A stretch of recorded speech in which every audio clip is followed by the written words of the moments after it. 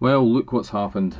Now we've got someone else jumping on the solipsism bandwagon, and this is Rupert Spira.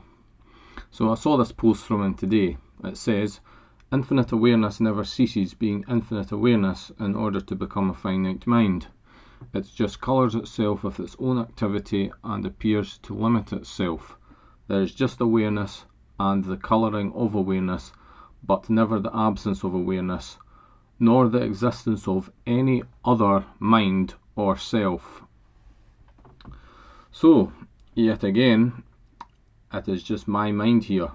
There's no point in me making this video because there's no you listening to it, because you would be another mind. So let's have a look at Rupert Spira's previous model of reality, which isn't like this at all.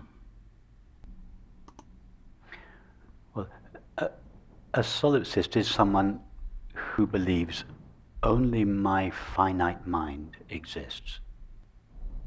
So if I were a solipsist, I would consider that all of you are just kind of cardboard cutouts in my world, and that you have no inner experience of your own, that you're just inert appearances in my mind. My mind, my finite mind, is the only mind there is. So, Rupert, you are actually a solipsist, so that's exactly what you're saying. It just colours itself with its own activity. So that's what my awareness supposedly is doing. So you, Rupert Spira, are just a fake cardboard cutout. You supposedly do not exist. So that's that. But we'll continue on looking at the previous model of reality, which Rupert was teaching. None of you are having thoughts, sensations, none of you are hearing anything, none of you are seeing anything. My mind is the only mind that is having thoughts, feelings, sensations and perceptions. That's solipsism. It's a form of madness. In other words, the reality of each of our minds is unlimited, but the content of each of our minds is limited. So there you have it. Each of our minds, so mine, yours, the cat down the road, or whatever else, multiple minds. So Rupert's clearly changed his teaching now, and he is pretty much no better than Leo Gura now, in my eyes. At least Rupert Spira hasn't got a twisted, messed up view of morality like Leo Gura has, where he would nuke an entire town of people and just love himself, and it's just all okay because he loves himself so much. I hope Rupert's not going to go down that road. But here we go. What I do is I challenge every solipsist I come across, and all of them fail the challenge. And this is what to do. Every time you come across a solipsist like Rupert Spira or Leo or anyone else, you just do this simple challenge with them, and they will fail it, almost certainly. So I say, "So Rupert, since there is no other mind other than mine, send me all your money, since you are nothing more than a colouring of my awareness. How can a colouring of my awareness need anything?" So that's a point I make every single time.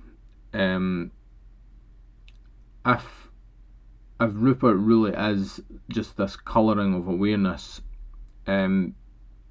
he doesn't need to hold on to his money at all. He has absolutely no needs whatsoever, and should not have any issues at all with handing his fortune over to me to be put to good use. But of course these people don't do that, and here we'll see his cult following just jumping all over me, which is expected. It's not as big a cult as Leo Gura's, but Rupert Spira it's a cult. It's not as dark or as messed up as what Leo's teaching, but it's a bit more well, so far it's been a much more sort of light-hearted. And here we go, get rid of that. It's clouding you from seeing it and accepting the truth. And really all that there is just these people defending themselves, because I've come along and challenged their belief systems. Their intellectual structures of how reality is. So here we go. I am Sani Asen, I have nothing, says the guy sitting in his very nice house there. He has nothing, but he's not prepared to actually have nothing. He's only prepared to say that he has nothing and pretend. That's what all these people do then. So, show us all you have nothing then, bank account is waiting. And he goes 102 in here to be precise, take your trolling elsewhere. I'm sure if it was 102 degrees your blood would be boiling. That would probably wake you up out of your delusion. But anyway, and here they are getting defensive again, take your trolling elsewhere. So now these people do have something. In addition to all the money they've got and their nice house, they've now got a big chip on their shoulder as well, now that I've come along.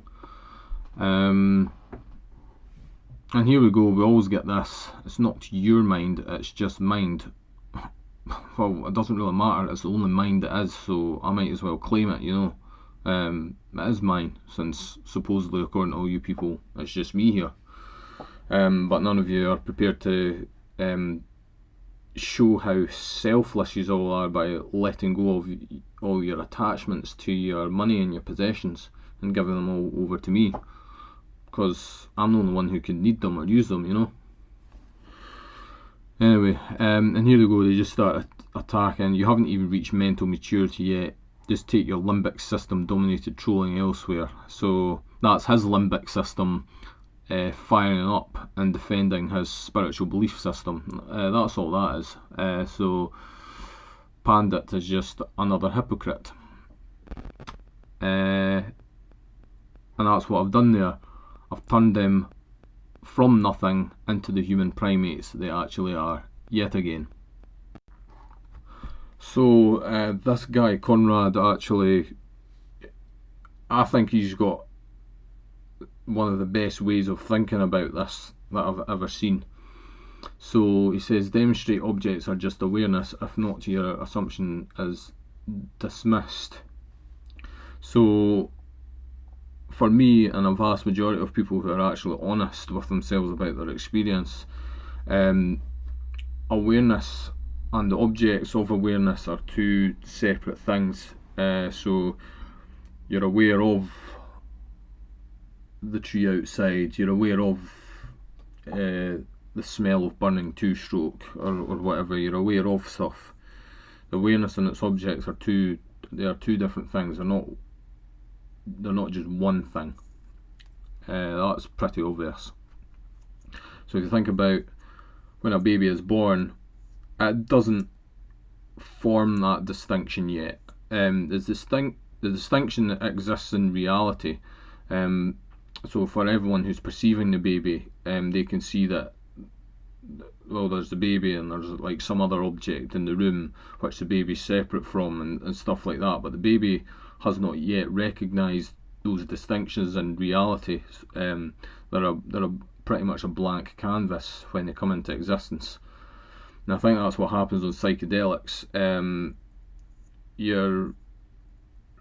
It's like your recognition of just what's already there is just taken away from you, and it all just becomes one seamless experience. And that's happened to me as well. But it doesn't mean that that is actually how reality is. It's silly to assume that. So he did make some very, very good points. So I'm just going to scroll down and actually find them. Going from breaking down matter to realise there is no matter to everything as awareness is a huge leap of faith. You'd have to demonstrate that's the case. Yeah, exactly. The most humble position is to say consciousness and matter are mutually dependent for our experience of what is. Exactly that.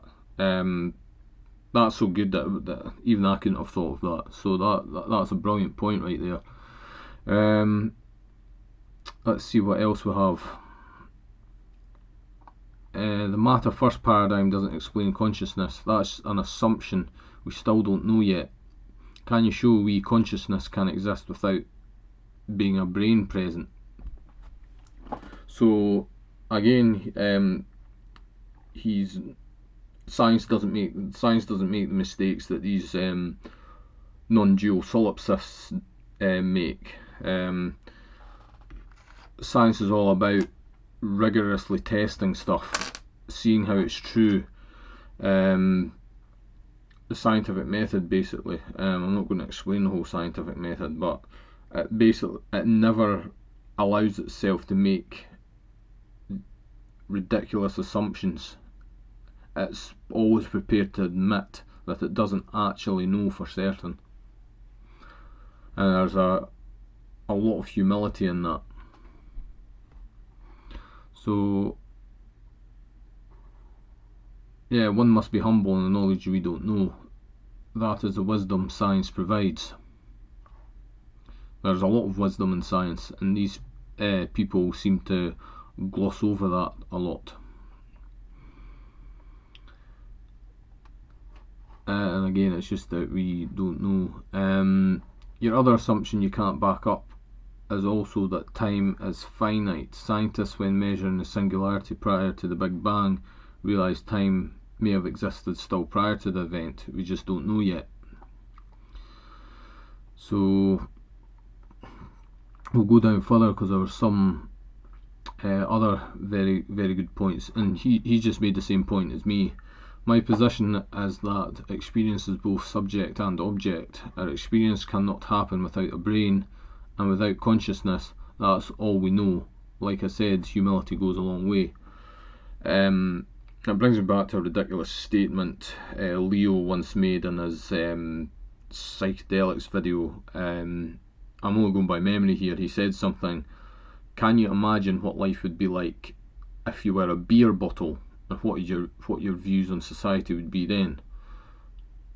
Well, it's a bullshit thing to say, because you cannot experience being a beer bottle, because a beer bottle doesn't have the faculties necessary to perceive. It's got no brain, no sensory input devices, nothing. It's a lump of glass.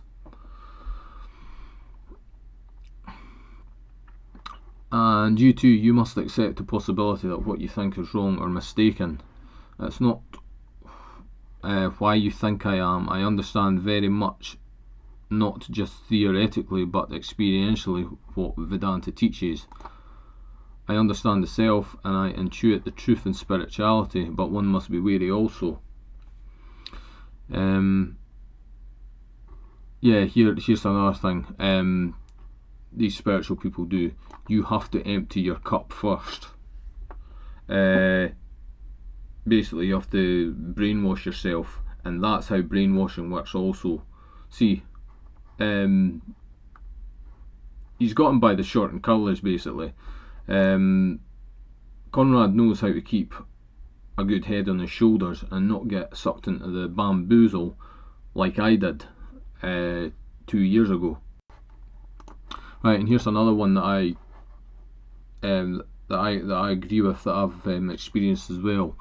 I have experienced the bliss and flowing nowness of consciousness, and it's just like what Alan Watts described it as. It's like everyday experience, but 10 inches above the ground, one feel weightless, detached from body and mind complex, true bliss.